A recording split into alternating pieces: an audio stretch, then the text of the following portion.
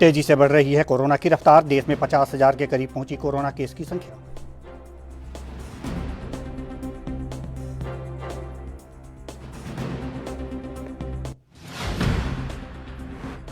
MHA control room तक पहुंचा corona. CRPF के 2 जवान संक्रमित। रूम नंबर 1 को किया गया बंद।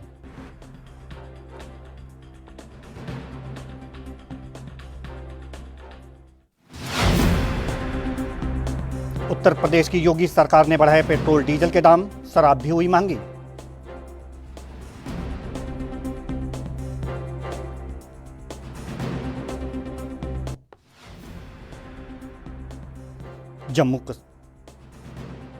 जम्मू कश्मीर के पुलवामा में परिवार से मिलने गांव आया था आतंकी रियाज नायकू। सुरक्षा बलों ने ऐसे किया ढेर। नायकू पर था 12 लाख का इनाम।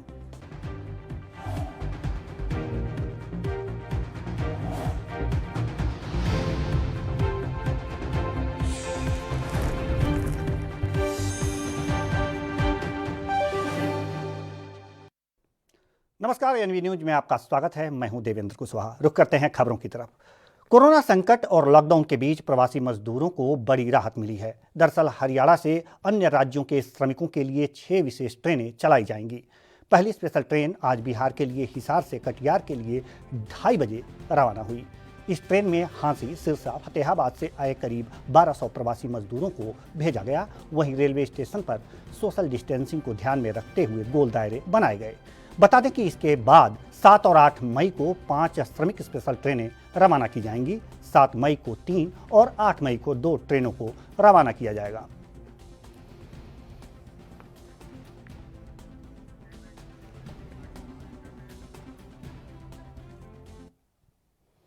लॉकडाउन में आंध्र प्रदेश के विजयवाड़ा जिले में फंसे 1004 मजदूरों को आज आंध्र प्रदेश से स्पेशल श्रमिक ट्रेन के जरिए महाराष्ट्र के गढ़चिरौली जिले में लाया गया। जिले के देसाईगंज रेलवे स्टेशन पर सभी मजदूरों को उतारकर महामंडल की बसों से गढ़चिरौली के चारमोसी, कोरची, कुरखेड़ा तथा अन्य 5 तहसीलों तक पहुंचाया गया, जहां सर्वप्रथम सभी मजदूरों की थर्मल स्क्रीनिंग कर होम क्वारंटाइन किया जाएगा। मजदूरों से भरी ट्रेन में रेलवे प्रशासन द्वारा सोशल डिस्टेंसिंग का खास ख्याल रखा गया। वहीं देसाईगंज रेलवे स्टेशन पर नगर निगम द्वारा नाश्ते की व्यवस्था की गई।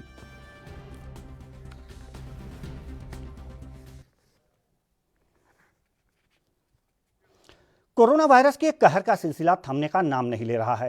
ताजा मामला हरियाणा के अंबाला से सामने आया है। बता दें कि जिले में 4 नए कोरोना पॉजिटिव मरीजों की पुष्टि हुई है। ये चारों कोरोना संक्रमित नांदेड़ से लौटे श्रद्धालु हैं। इस मामले की जानकारी देते हुए सीएमओ ने कहा कि चारों श्रद्धालु पहले दिन से क्वारंटाइन किए हुए हैं और इस बार इनके सैंपल दूसरी बार जांच के लिए भेजे गए थे, जिनमें ये पॉजिटिव आए हैं। इससे पहले इन लोगों की रिपोर्ट नेगेटिव आई थी। बता दें कि फिलहाल जिले में 245 लोगों की रिपोर्ट आनी बाकी है, जिस पर स्वास्थ्य विभाग की निगाहें टिकी हुई हैं। वहीं अंबाला में 11 श्रद्धालुओं को क्वारंटाइन किया गया था। इसी के साथ ही अब यहां कोरोना पॉजिटिव की संख्या 28 पर पहुंच गई है। नांदेड़ साहब से जिस दिन भी श्रद्धालु आए थे, हमने पहले दिन ही रिपोर्ट उनके सैंपल लिए थे। वो सारे के सारे उस दिन पहले दिन नेगेटिव आई थी रिपोर्ट उनकी। लेकिन हम एक्सपेक्ट कर रहे थे क्यों और जिलों में पॉजिटिव आ रहे हैं तो पहले दिन हो सकता नेगेटिव आ जाए, इसलिए हमने एहतियात बरतते हुए दोबारा से 5 तारीख को फिर सैंपल भेजे थे, जिनमें से अभी 4 की रिपोर्ट मेरे पास आई है। चारों के चारों पॉजिटिव हैं। ये नारायणगढ़ इलाके के रहने वाले हैं और पहले से इनमें ऐसी पैनिक होने वाली बात वो नहीं है, क्योंकि हमने जिस दिन आए थे उसी दिन हमने इनको फैसिलिटी क्वारंटाइन यानी फैसिलिटी क्वारंटाइन कर दिया था। हमने इनको एक अलग से धर्मशाला में रखा हुआ है और इनसे बाकी लोगों को संक्रमित होने का कोई खतरा नहीं है। सर, फिलहाल कितनी रिपोर्ट अंबाला में पेंडिंग है? हमने कल शाम तक यानी लगभग 24 घंटे में 445 सैंपल भेजे हैं। उनमें से 200 की रिपोर्ट आ चुकी है। 200 में से अभी जो 4 नांदेड़ साहब से आए थे श्रद्धालु जो हजूर साहब से थे, वो पॉजिटिव आए हैं। बाकी 245 रिपोर्ट आनी अभी बाकी है। हरियाणा के फरीदाबाद में ठेके खुल जाने की खबर को लेकर सुबह शराब के रसिया ठेकों की ओर निकल पड़े, लेकिन उनके दिल की अरमा आंसुओं में तब बहते हुए देखा गया जब शहर के ज्यादातर ठेके 10 बजे तक नहीं खुले। लेकिन एनआईटी फरीदाबाद के तिकोना पार्क स्थित व्यापार मंडल के पास का ठेका खुला हुआ था, जहां पुलिस की निगरानी में सोशल डिस्टेंसिंग का पालन कराते हुए शराब बेची जा रही थी। ठेके के गेट पर अवरोध लगाकर लोगों को शराब दी जा रही थी।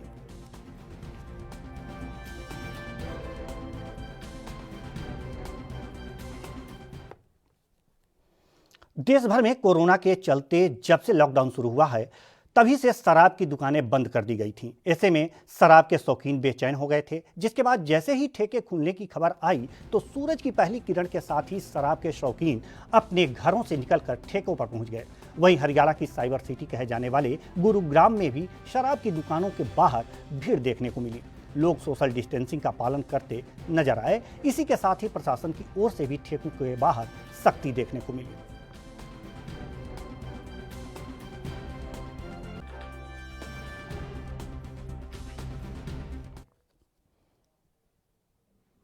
हरियाणा के चरखी दादरी में सरकार के निर्देशों के अनुसार आज शराब की दुकानों खोली गई।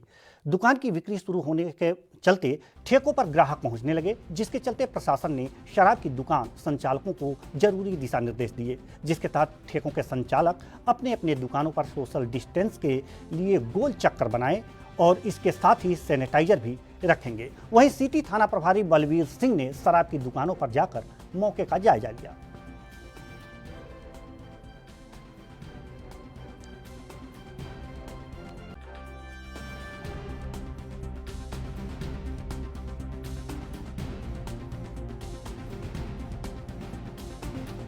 हम इसलिए ये कहेंगे कि जो हमें जो सरकार के निर्देश मिले हैं उसी के तहत हम काम करेंगे।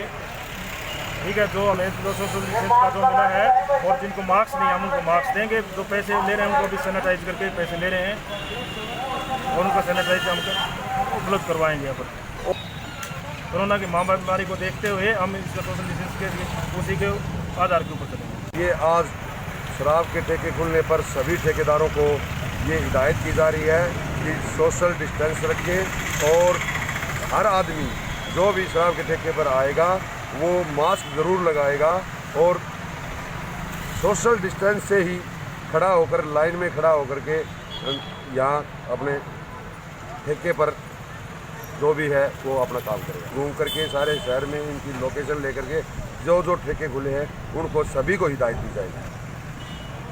ये यही है कि भी अपने कोरोना वायरस के चलते सभी व्यक्ति मास्क लगाएं और सभी व्यक्ति सोशल डिस्टेंस रखें। हरियाणा के करनाल में शराब के ठेके खोल दिए गए हैं। शराब नई एक्साइज पॉलिसी के तहत बढ़े हुए दाम पर मिल रही है। ठेकों पर सामाजिक दूरी का भी ध्यान रखा जा रहा है, साथ ही बैरिकेटिंग भी की गई है। लोग सुबह से ही शराब लेने के लिए ठेकों पर नजर आए। करनाल में कोरोना सेस लगाकर नई एक्साइज पॉलिसी के तहत बढ़े हुए दामों पर शराब मिल रही है। शराब के शौकीन लोगों के लिए राहत की बात है, क्योंकि उन्हें पहले ब्लैक में महंगे दामों पर शराब मिल रही थी। कुछ लोगों का तो ये भी मानना है कि वो अर्थव्यवस्था में सहयोग कर रहे हैं और कुछ ने तो ठेके खुलते ही 6-6 बोतल खरीद ली ताकि आगे कोई परेशानी ना हो। लेकिन इन ठेकों पर पुलिस भी तैनात की गई है और बैरिकेटिंग कराकर सोशल डिस्टेंसिंग का ध्यान रखा जा रहा है। दिनों के बाद शराब के ठेके खुले हैं। हाँ जी, बहुत परेशान हो रहे थे हम तो, बहुत ज़्यादा, किसी 200 किसी 500 ये ले रहे थे ना। अब हमने बहुत तसल्ली में ही है। कितनी शराब की बोतल ली है फिलहाल? फिलहाल अभी 6 ली है। देसी शराब ली है? हाँ जी, देसी। महंगी मिल रही है या वही? नहीं, अब तो ठीक है। ठीक है। हाँ जी। इससे लोगों को तो राहत है ही है। जो गलत चीज़ें करते थे, 2 नंबर में दारू बेचते थे, उनका नुकसान हुआ है और अपने देश का फायदा हुआ, अपनी इकोनॉमिक और अर्थव्यवस्था आगे बढ़ेगी। कितनी शराब की बोतल आज आपने ली? 6 बोतल्स। कितना, क्या पहले से रेट ज़्यादा है? नहीं, कोई दिक्कत नहीं है। 30-40 रुपये जा रहे हैं अकाउंट में, सरकार के जा रहे हैं और हमारा योगदान हो जाएगा इसमें। आपका खुल गए हैं? प्रशासन के द्वारा इनका समय निर्धारित किया गया है सुबह 8 बजे से लेकर के शाम को 6:45 तक के लिए। और लोकल प्रशासन के द्वारा भी कुछ गाइडलाइंस जारी की गई हैं कि भाई जो भी ठेकेदार होगा वो अपनी ठेके की दुकान के ऊपर एक सैनिटाइज़र की बोतल भी रखेगा ताकि अपने भी हाथ सैनिटाइज करे और कस्टमर के हाथ सैनिटाइज करवाए, और अपने पास मास्क भी रखेगा। पहली बात तो ये कि जो व्यक्ति बिना मास्क के आएगा उसके खिलाफ हमारे द्वारा ही कार्रवाई की जाएगी। अगर नहीं है तो ये उनको बोतल नहीं देंगे। अगर इन प्रोवाइड नहीं है, ऐसी स्थिति आ जाती है कि भी कोई दिक्कत आ रही है, तो इनको भी डायरेक्शन दी गई है कि भी ये अपने पास मास्क रखेंगे। जो व्यक्ति बिना मास्क के आता है उसको पहले मास्क प्रोवाइड करवाएंगे ठेकेदार ठेके की दुकान के ऊपर से, और फिर उसके बाद वो उसको शराब की बोतल देंगे। तो बैराकिटिंग वगैरह भी की हाँ, गई है? बैराकिटिंग भी की गई है ताकि उनका जो डिस्टेंस है सोशल डिस्टेंसिंग का वो कम से कम 4 फीट का रहे, ताकि वो एक दूसरे की सोशल डिस्टेंसिंग जो इस कोविड-19 के संबंध में बनाई गई है वो भी मेंटेन रहे। लॉकडाउन के दौरान सरकार के निर्णय के बाद आज करीब 1 महीने बाद शराब की दुकानें खुली, जिसके चलते हरियाणा के सिरसा में शराब के ठेके खोले गए, जहां पर कुछ लोग ही शराब की खरीदारी करने पहुंचे। बता दें कि शराब के ठेके खोलने का समय सुबह 7 बजे से शाम 7 बजे तक निर्धारित किया गया है, लेकिन इसके लिए दुकानदारों को ठेकों के बाहर ग्राहकों के लिए सोशल डिस्टेंसिंग को ध्यान में रखने के लिए गोल दायरे लगाने होंगे। इसके साथ ही ग्राहकों और कर्मचारियों के लिए मास्क पहनना और हाथों को सैनिटाइज करना जरूरी होगा, जिसके चलते ड्यूटी मजिस्ट्रेट हरीशचंद्र ने सिविल लाइन थाना के अंतर्गत आने वाले सभी ठेकों का दौरा किया। पेट्रोल की प्रॉब्लम तो सभी में रहती है। जो रूटीन में ले रहा था, काफ़ी टाइम से ले रहा था, वो ठेके बंद थे, उसको 2 नंबर में कहीं से न कहीं अरेंजमेंट करना पड़ता था। और ये तो है नहीं कि ठेके बंद थे और शहर में दारू नहीं बिकी। 2 नंबर में दारू काफ़ी बिकी है जी। अब आप क्या करना चाहेंगे? खुले हैं, लोगों को क्या अपील करेंगे? राहत तो मिलेगी जी कुछ तो, जैसे कि लॉकडाउन में थोड़ी ढील दी है, ठेके खुले इन्होंने, लोगों को काफ़ी राहत तो मिलेगी। क्या कहेंगे कि आम लोगों को सोशल डिस्टेंसिंग कितनी पालना जरूरी है? बिल्कुल, सोशल डिस्टेंसिंग तो बहुत ज़रूरी है जी। यही कोरोना से बचाव है जी, और कोई अनाज या कोई दारू या शराब इससे कोई फायदा नहीं पड़ेगा, लेकिन जो दूरी बना के रखनी है ये सबसे मेन जरूरी है। जो एक कोरोना का एक खौफ है, लेकिन इसमें भीड़ तो पड़ेगी जी। बाकी जो रेट अनाज शनाब इन्होंने गवर्नमेंट ने कर दी हैं, इसके ऊपर कोई कंट्रोल तो है नहीं। जितना इसके अंदर एरिया आएगा, बड़ा बाईपास लेके हिसार से डबाड़ी रोड तक, और बीच में जो शहर के ये सेंटर में से निकल रही है, इसके बीच वाला एरिया है।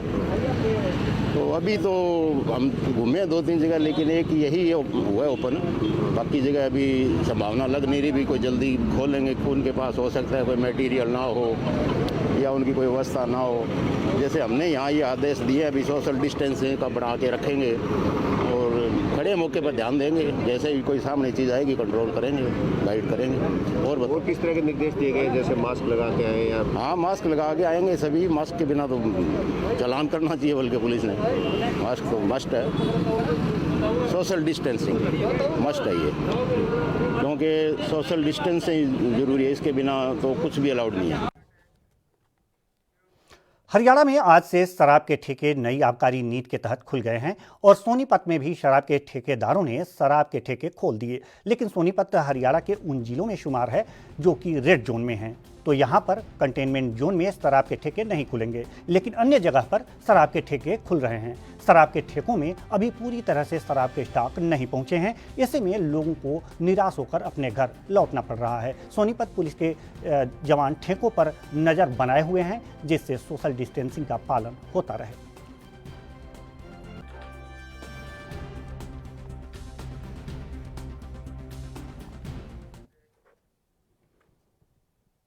कोरोना महामारी से बचाव के चलते देश के सभी हिस्सों में लॉकडाउन चल रहा है, जिससे लोगों की दैनिक दिनचर्या पर बड़ा असर पड़ा है। भारत जैसा देश में जहां विवाह को एक संस्कार माना जाता है और खूब धूमधाम से विवाह रचाया जाता है, उसकी रौनक पर भी कोरोना का असर दिख रहा है।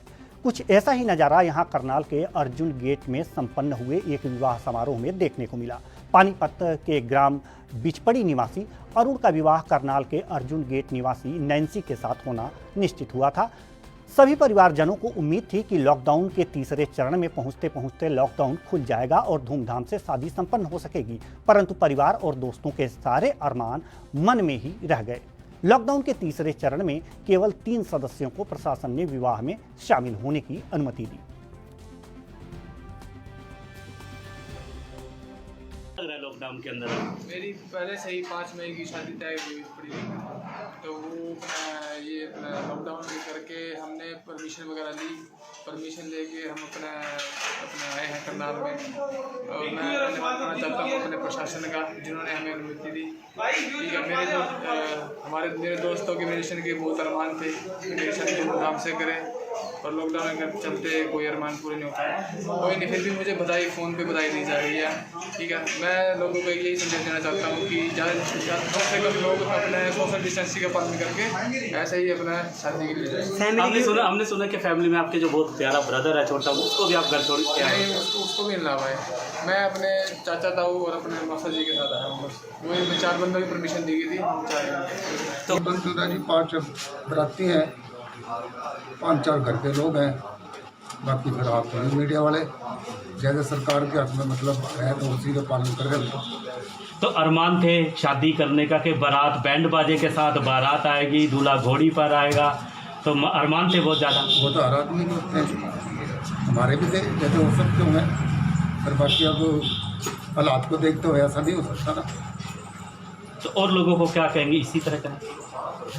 और लोगों को क्या कहेंगे? और लोग समाज के और भी लोग हैं, लॉकडाउन है, इसी तरह शादी किस तरह होगी? तो भले ऐसे 5 लोग बुलाओ, अपना बेटी को विदा करो अपने घर से, जैसे है जो प्रशासन के हक में जाके बात करो जैसे चल रहा है। क्यों जी? ऐसे सर जी, हमारी जो लड़के की शादी तय थी वो पहले हमने फिक्स कर रखी थी 5 मई की जी। इस लॉकडाउन को मद्देनजर रखते हुए, वो तो दूसरा अपने भारत के अंदर भी ये कोरोना वायरस चल रहा है, उसको मद्देनजर रखते हुए हमने पानीपत से, अपने डीसी ऑफिस से, अपने प्रशासन से परमिशन लेकर हम 5 अपने लोग जो हैं वो अपने लड़के को लेके मैं यहाँ करनाल के अंदर शादी करने के लिए आया हूँ। और मैं यहाँ अपने पानीपत डिस्ट्रिक्ट के पास एक मेरा छोटा गांव है बिचपड़ी, वहाँ से मैं इन 5 बंदों को लेके शादी करने के लिए यहाँ करनाल अर्जुन गेट के पास आया हूँ। तो क्या घर में पहली शादी है? नहीं, शादी तो पहले मेरी लड़की की भी हो चुकी है, ये मेरे दूसरे बड़े लड़के की शादी है। उसके बावजूद मैं अपने छोटे लड़के को भी वहाँ छोड़ के आ गया हूँ, सिर्फ इसी लॉकडाउन के मद्देनजर रखते हुए। गेहूं की कटाई के बाद अब अगला सीजन मक्का, चरी और बाजरे की बिजाई का है, और कोरोना वायरस के दौरान किसानों की खेती बाड़ी प्रभावित न हो, इसके लिए प्रशासन ने पूरा इंतजाम किया है। जिला हमीरपुर के सभी कृषि विक्रय केंद्रों में किसानों को समय पर बीज उपलब्ध करवाया जा रहा है। हमीरपुर कृषि विक्रय केंद्र में किसानों को चरी, बाजरा, मक्की के अलावा सब्जी के बीज मुहैया करवाए जा रहे हैं, जिस पर किसानों ने भी खुशी जाहिर की है। यह बीज सब्सिडी के माध्यम से किसानों को मिल रही है, जिस पर किसानों ने काफ़ी खुशी जाहिर की है। ऐसा ना, एक तो बड़ी अच्छी बात है कि 40-41 दिन बाद लॉकडाउन खुला है और बड़ी ज़रूरत लग रही थी घर में, जैसे चेरी का बीज डालने हैं। और सबसे बड़ी बात है कि चलो बारिश नहीं रुक रही, पर हमारा किसानों का जो है ना वो काम नहीं रुकना चाहिए, लेकिन इस सरकारी डिपो खुलने से हमारे को बहुत ज़्यादा सहूलियत मिल रही है। इसके लिए सरकार का बहुत बहुत धन्यवाद। ये जी बीज बिक्री केंद्र में किसानों के लिए सुविधा है, क्योंकि बीज जो समय पर दे रहे हैं और जिससे जो किसान जो समय पर इसकी बिजाई कर सके। कोरोना की इफेक्ट से थोड़ा यहाँ किसान तो कम आ रहे हैं, परंतु हमने विभाग ने पहले तैयारी कर रखी थी। जिस दौरान यहाँ लॉकडाउन था, हमने हमारी जो सराउंडिंग की सारी सोसाइटियाँ हैं वहाँ कोई लगभग 300 क्विंटल चरी, 100 क्विंटल बाजरा और 50 क्विंटल मक्की इस दौरान हमने फील्ड में भिजवा दी थी। यहाँ मुख्यतः चरी, बाजरा, मक्की और धान के बीज का वितरण हो रहा है, साथ में सब्जियों के बीज भी उपलब्ध हैं। नहीं, अभी बिजाई के लिए लेट हुआ ही नहीं है। जो चरी, बाजरा, मक्की की बिजाई का टाइम है, चरी का टाइम ये जो मई का 15 मई तक का टाइम होता है, तो अभी चला हुआ है। और मक्की का जो टाइम है वो 25 मई के बाद ही यहाँ बिजाई होती है, तो ये लगभग टाइमली ही चला है। जो अगर लॉकडाउन आगे नहीं इनको फार्मर को परमिशन मिलती है तो ये टाइमली बिजाई कर सकते हैं। यूपी के झांसी में शराब की दुकानों के बाहर लंबी कतारें देखने को मिली। वहीं लॉकडाउन का पालन करवाने के लिए पुलिस बल मौके पर तैनात थे। साथ ही सोशल डिस्टेंसिंग रखते हुए पूर्ण तरीके से पुलिस प्रशासन की तरफ से लोगों पर निगरानी भी रखी गई। इस दुकान खोलने का आदेश जो है शासन से प्राप्त हुआ है। शासन द्वारा लिए गए निर्णय के परिप्रेक्ष्य में दुकानें खोली गई हैं और ये संभवतः जो है जैसा भी सरकार का आदेश होगा उसके तहत कार्रवाई होगी। अभी सर कितने समय का खुलने का समय है इनका, कब तक खुलेगा? इनका समय जो निर्धारित है 10 बजे से 7 बजे तक। लगभग कितने दिनों के लिए खोलने का कोई आदेश आया होगा? ऐसा कोई आदेश नहीं है। दुकानें अभी तो सरकार देख रही क्या स्थिति परिस्थिति बनती है। महामारी जैसी स्थिति बनेगी उसके आधार पर निर्णय लेगी सरकार। यूपी के आगरा में प्रशासन के निर्देशानुसार शराब के ठेके खुले, वहीं आगरा प्रशासन के आदेशानुसार नगर निगम इलाके में शराब के ठेके नहीं खुलेंगे और ग्रामीण इलाकों में जहां जहां हॉटस्पॉट नहीं है उन इलाकों में शराब के ठेके खुल गए। शराब के ठेकों पर बिना मास्क के आने वालों को शराब नहीं मिलेगी। शराब के ठेके पर सोशल डिस्टेंसिंग का पालन करना होगा और वहीं आगरा के एसएसपी और जिलाधिकारी शराब के ठेकों पर व्यवस्थाओं का जायजा लेने पहुंचे। किस तरीके से आगे मैनेजमेंट रहेगा शहरी तो अभी चूंकि हॉटस्पॉट क्षेत्र है वहाँ नहीं खुलेंगी, बाकी जहाँ जहाँ शहर से लगे हुए कुछ हमारे जो ग्रामीण एरिया है वहाँ सेंसिटिविटी ज़्यादा होगी, इसलिए वहाँ ज़्यादा फोर्स लगा रखी है। बाकी जगह भी हम लोग रूरल एरिया में फोर्सेज लगा रखे हैं। सारे एसडीएम, सारे हमारे पुलिस के फोर्सेज, हमारे जो इंस्पेक्टर्स हैं वो सब राउंड द क्लॉक ड्यूटी पे, और सीसीटीवी कैमरा भी लगा हुआ उसे भी हम लोग देख रहे हैं। हरियाणा के दादरी रोहतक रोड पर गांव रड़कोली के पास तेज रफ्तार कार संतुलन बिगड़ने से पेड़ से जा टकराई।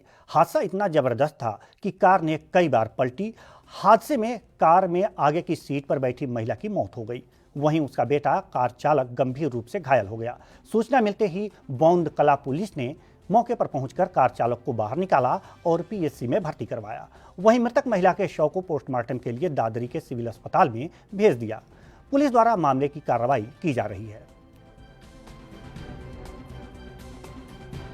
कार इत्तेफाक से बैलेंस खराब होने की वजह से एक पेड़ से टकरा गई है, जिसमें एक लड़का था और एक उसकी मां थी। लड़के की मां एक्सपायर हो गई है। लड़के को हमने सुरक्षित गाड़ी से निकलवा के हॉस्पिटल भिजवा दिया है।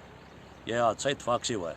फिर भी पुलिस मामले की जांच कर रही है और यह हादसा बोंद और सांजरवास के बीच में हुआ है।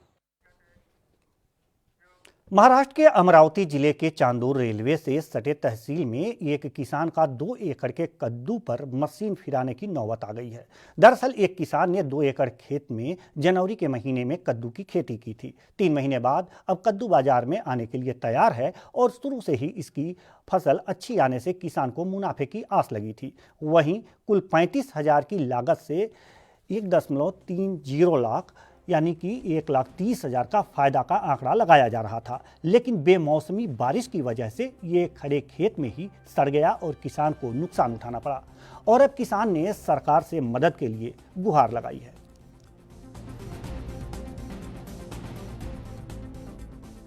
तो ये किसान के लिए दुखद स्थिति है कि अपनी लागत लगा करके फसल तैयार किया और असमय बारिश ने उसकी पूरी फसल को चौपट कर दिया। कुल मिलाकर के अनुमान ये था कि 1,30,000 रुपये इसे मुनाफे के रूप में मिलेंगे, लेकिन यहाँ तो उसकी पूरी पूंजी जो खेती किसानी में इसने लगा रखा था वही डूब गई। अब इसने सरकार से गुहार लगाई है। बुधवार को झारखंड में 3 और श्रमिक स्पेशल ट्रेनें आ रही हैं। इसमें से एक ट्रेन एर्नाकुलम एक्सप्रेस रेलवे से हटिया पहुंची। इस ट्रेन से सैकड़ों लोग रांची पहुंचे। रांची से इन लोगों को बसों से विभिन्न जिलों में भेज दिया गया। इस दौरान सभी यात्रियों के स्वास्थ्य की जांच की गई, माफ करिएगा। इस दौरान 2 लोगों में तापमान अधिक पाया गया। उन्हें बुखार होने की आशंका है।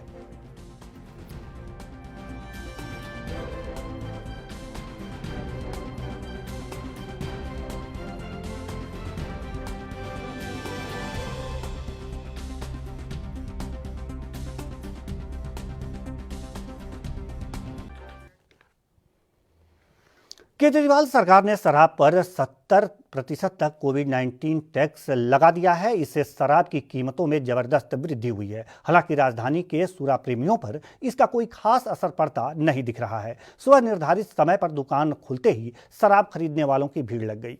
दिल्ली के गोल मार्केट इलाके में दारू खरीदने के लिए 1 किलोमीटर से भी लंबी लाइन लग गई। बता दें कि लॉकडाउन के तीसरे चरण में दिल्ली सरकार ने शराब की दुकानों को शर्तों के साथ खोलने की अनुमति दी थी। तकरीबन 1.5 महीने के बाद शराब की दुकानें खुलने पर बड़ी तादाद में लोग दारू खरीदने पहुंच रहे हैं।